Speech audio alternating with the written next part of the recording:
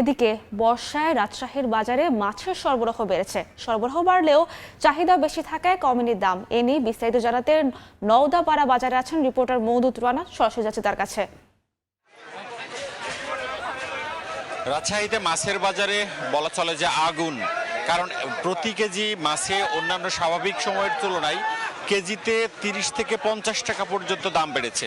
রাজশাহীর আমি রয়েছি যে নওদাপাড়া পাইকারি মাছের বাজার, সেখানে 1 কেজি ওজনের যে রুই মাছ সেটি বিক্রি হচ্ছে 350 টাকা থেকে শুরু করে 370 টাকা পর্যন্ত, এবং 2 কেজি ওজনের যে রুই মাছগুলো রয়েছে সেগুলো 420 টাকা পর্যন্ত কেজিতে বিক্রি হচ্ছে, এবং যে মাঝারি সাইজের কাতলা মাছগুলো রয়েছে সেগুলো 450 টাকা পর্যন্ত বিক্রি হচ্ছে। এবং এই বাজার ঘুরে আমরা যেটি দেখেছি যে তেলাপিয়া সেই মাছটি বেড়ে 170 টাকা থেকে 220 টাকা প্রতি কেজি, এবং মাঝারি আকারের যে সিলভার মাছগুলো রয়েছে সেগুলো 190 টাকা থেকে 230 টাকা কেজি দরে বিক্রি হচ্ছে। মাঝারি মৃগেল মাছ বিক্রি হচ্ছে 250 টাকা থেকে 260 টাকা।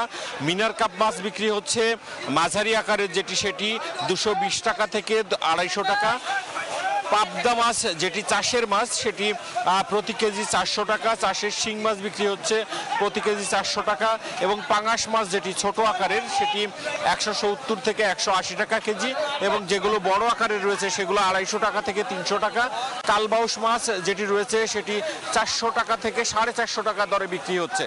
এই আড়তদাররা যেটি বলছেন যে গত কয়েকদিন ধরে রাজশাহী অঞ্চলে টানা বৃষ্টি হচ্ছে, এবং যেসব পুকুর থেকে মাছ ধরা হচ্ছে সেসব সড়কগুলো মূলত গ্রামীণ যে কাদার সড়ক, এবং সেসব সড়কগুলোতে কাদা পানি হওয়ার কারণে যারা পুকুর মালিক তারা আসলে মাছ ধরছেন না, যার ফলে বাজারে সরবরাহ খুবই কম, এবং বাজারে সরবরাহ কম অন্যদিকে চাহিদা বেশি, যার কারণেই আসলে মাছের বাজার আজকে অনেক বেশি। এবং এখানকার থেকে যে চড়া বাজার আজকে এখানে কেজি প্রতি 30 থেকে 50 টাকা বেশি, খুচরা যে বাজার সেখানে আরও 20 টাকা কেজিতে বেশি।